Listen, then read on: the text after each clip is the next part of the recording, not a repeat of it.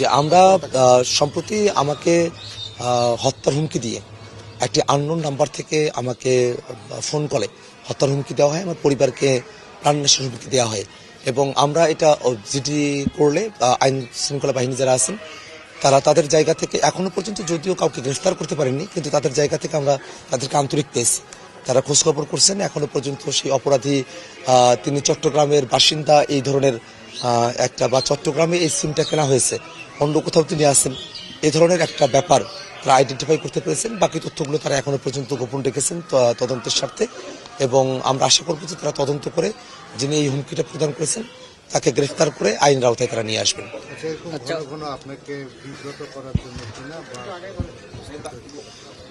আসলে আমরা যারা রাজনীতিতে আসছি আমরা আসলে এগুলোতে আমরা টলি না। আমরা হাসিনার আমলটাতে আমরা গুলির সামনে দাঁড়িয়েছি, শত শত পুলিশের সামনে আমরা দাঁড়িয়েছি, যারা আওয়ামী লীগের গুন্ডা বাহিনী ছিল তাদের সামনে দিয়ে আমরা মিছিল করে গিয়েছি, আমরা অত্যাচার নির্যাতনের শিকার হয়েছি। এমত অবস্থায় এখনকার যে বাংলাদেশ, তখন তো আমরা অল্প কিছু মানুষ একত্রে মুভ করতাম। এখন আমার সাথে এই কাউনিয়া পীরগাছা হারাগাছার জনগণ আছে, বাংলাদেশের জনগণ আছে, তাদের সকলের সমর্থন নিয়ে আমরা সুষ্ঠু একটা নির্বাচনের আমরা প্রত্যাশায় আছি, আমরা জয়ের অপেক্ষায় আছি। এমত অবস্থায় সেই জয়কে ঠেকিয়ে দেওয়ার জন্য আমাকে হুমকি দেওয়া বা আমার পরিবারকে হুমকি দেওয়া, আর আমার কর্মীকে মারধর করা হয়েছে, মাথা ফাটিয়ে দেওয়া হয়েছে, নারী কর্মীদেরকে হেনস্থা করা হয়েছে, প্রচারের বাধা দেওয়া হয়েছে, এসব করে আসলে তারা যাই অর্জন করার চেষ্টা করুক না কেন, কোনোভাবেই শাপলাকোলের যে জোয়ার রংপুর 4 আসনে তৈরি হয়েছে সেটাকে তারা ঠেকিয়ে রাখতে পারবে না। আচ্ছা, আপনার বক্তব্যটা কি ছিল এবং বিকৃতিটা কতটুকু হয়েছে সেটা যদি আমাদেরকে ক্লিয়ার করেন আপনার বিষয়ে। যে আমার বক্তব্যের মধ্যে আমি এই হারাগাছের যে রিয়েল সিনারিও, হারাগাছকে দূর থেকে দেখলে মনে হয় যে হারাগাছ অনেক উন্নত একটা জায়গা, এখানে হয়তো সবাই বড় লোক, এমন ধরনের একটা ফিলিং হারাগাছের ব্যাপারে আমাদের কাউনিয়া পীরগাছা সর্বত্র আছে। কিন্তু আমি এখানে এসে ঘুরে দেখেছি যে এই হারাগাছের মানুষেরা অত্যন্ত পরিশ্রমী, কিন্তু সেই পরিশ্রমের তুলনায় তারা মজুরি পান খুবই অল্প। তাদেরকে এখানে বৈষম্যের শিকার করে রাখা হয়েছে, তাদেরকে লিটারেরি শ্রমিক শোষণ চলছে এখানে। এখানে এত পরিমাণে হাড্ডিসার মানুষ, কাউনিয়া পীরগাছা আর কোথায় এত পরিমাণে হাড্ডিসার মানুষ আমার চোখে পড়ে নেই।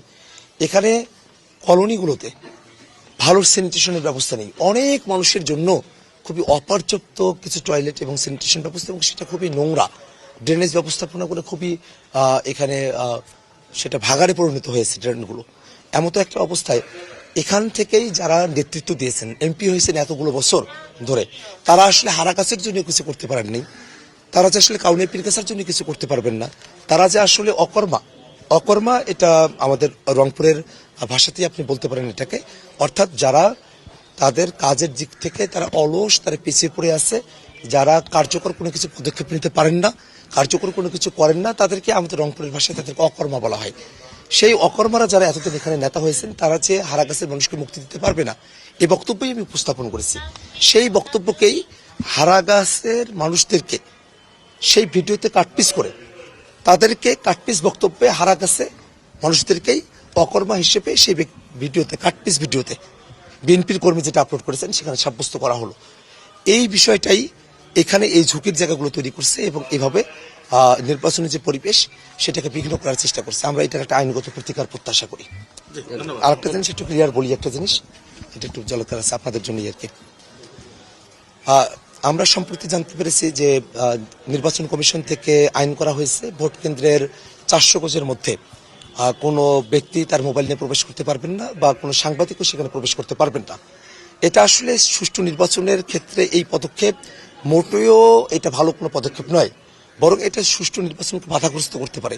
এমত অবস্থায় আমরা নির্বাচন কমিশনের কাছে আমরা দাবি জানাবো যে জনগণ তাদের মোবাইল নিয়ে কেন্দ্রে প্রবেশ করতে পারবেন, কিন্তু ভোট দেওয়ার পূর্ব মুহূর্তে সেখানে আলাদা মোবাইল রাখার জন্য বুথ থাকবে, সেই বুথে তারা মোবাইল জমা দিয়ে তারপরে তারা সিল তারা মারার জন্য তারা সেখানে যাবেন আর কি।